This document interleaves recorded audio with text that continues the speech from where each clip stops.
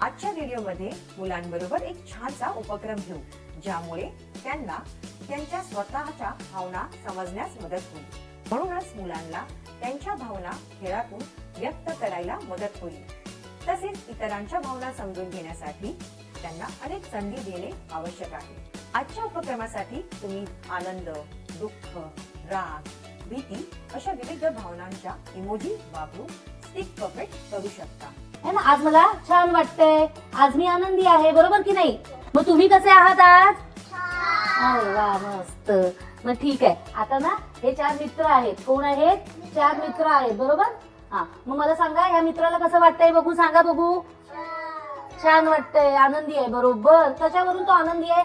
सांगा बघू, का आनंदी आहे तो? असतोय. अरे वा, असा असतोय, अगदी बरोबर. मग तुम्हाला केव्हा केव्हा आनंद होतो सांगा बघू मला. दादा खेळणी देतो तेव्हा, अगदी बरोबर. ह्या मित्राला कसं वाटतंय सांगा बघू. उदास. कसं वाटतं? उदास कसं असतो? कधी उदास होता तुम्ही सांगा बघू मला. कधी कधी उदास होता तुम्ही?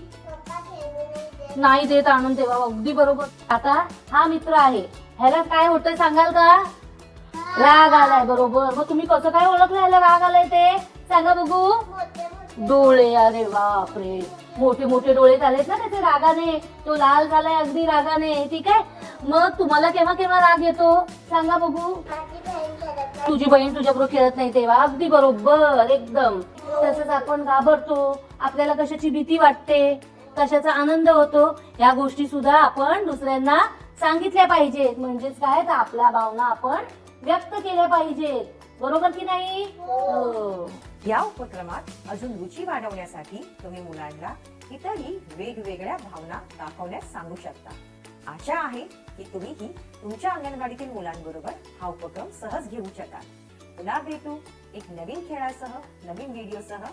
धन्यवाद.